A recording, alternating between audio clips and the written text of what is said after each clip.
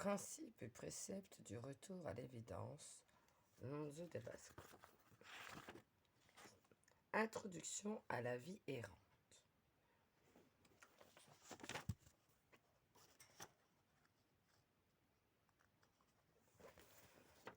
La vie d'un doux bandit est dure à bien mener, mais la joie des fontaines l'éclaire et toujours la grandeur du ciel. Voilà longtemps déjà que je porte bâton, besace et barbe.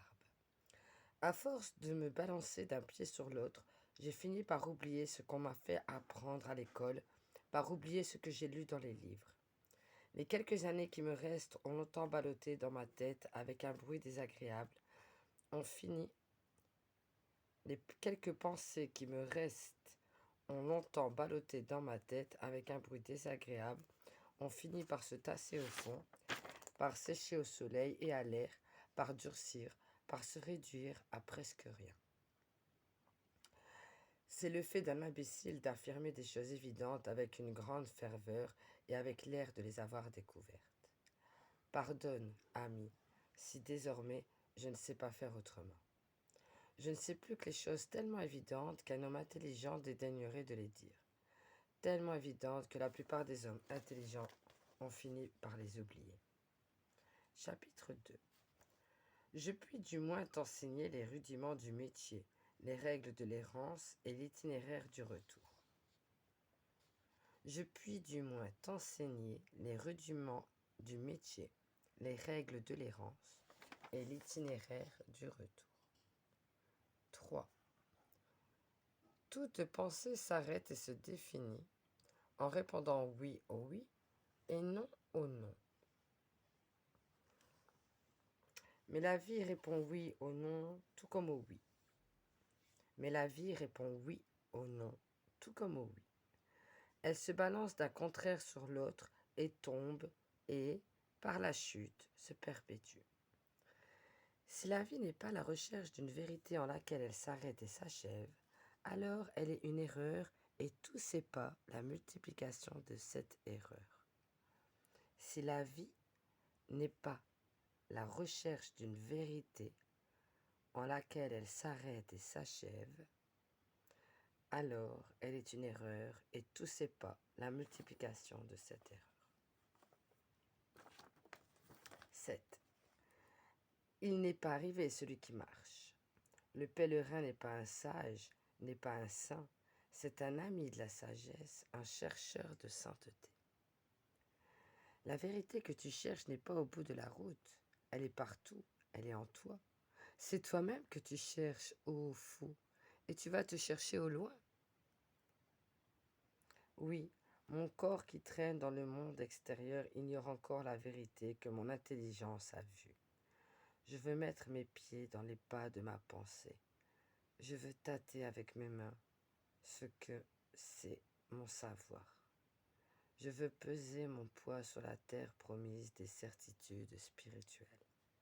Va, fou, mets-toi donc en marche avec toute ta vie, et que la route fasse chanter ton corps de roseaux secs et des jambes de vent. 8.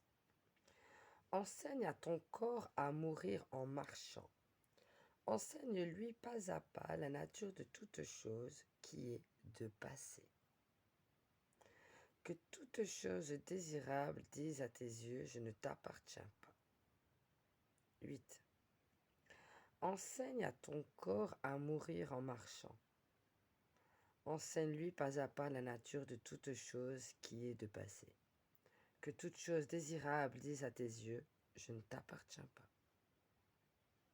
Que toute chose désirable dise à tes yeux, je ne t'appartiens pas. 9. Tandis que le paysage se déroule et que tes pieds et tes genoux s'agitent sous toi, garde le cœur égal, aiguise ton esprit en une pointe, efforce-toi d'appuyer cette pointe sur un point.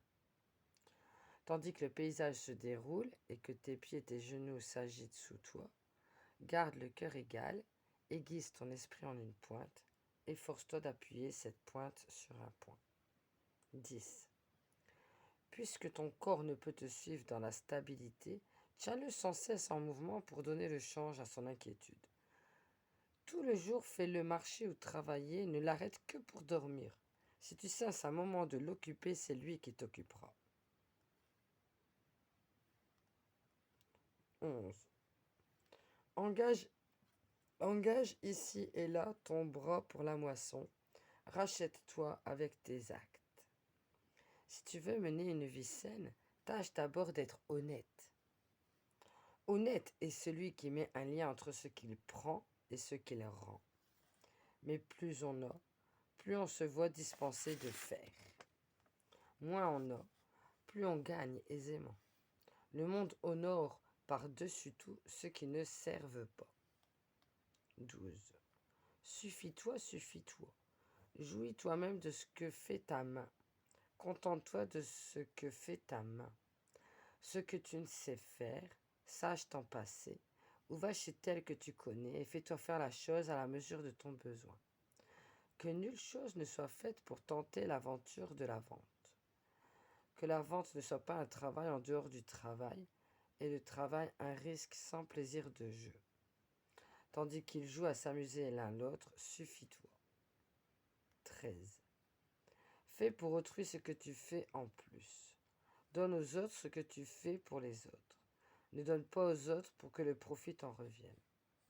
14. Les travaux pénibles et mal payés ne sont pas honteux, mais les grosses prébendes obtenues sans peine le sont. Il n'est pas honteux de manger, il est honteux de profiter. 15. Épargner est honteux. C'est contraire à l'économie de la nature. Vois l'abondance des eaux, des feuilles et des herbes, les fleurs précieuses qu'un seul beau jour dépense, l'argent du matin et l'or du soir jetés au vent. Donne tant que tu as, et quand tu n'as plus rien, demande. Donne à d'autres l'occasion de te faire du bien. C'est une secrète et très fine charité. 15. Épargner est honteux, c'est contraire à l'économie de la nature. Vois l'abondance des eaux, des feuilles et des herbes, les fleurs précieuses qu'un seul beau jour dépense, l'argent du matin et l'or du soir jetés au vent. Donne tant que tu as, quand tu n'as plus rien, demande. Donne à d'autres l'occasion de te faire du bien, c'est une secrète et très fine charité. 16. Du moins, ne sois jamais de ces mesquins pour qui l'honnêteté est une économie de gratitude. Si tu ne sais pas demander dans le besoin, c'est que ta dignité a des assises précaires.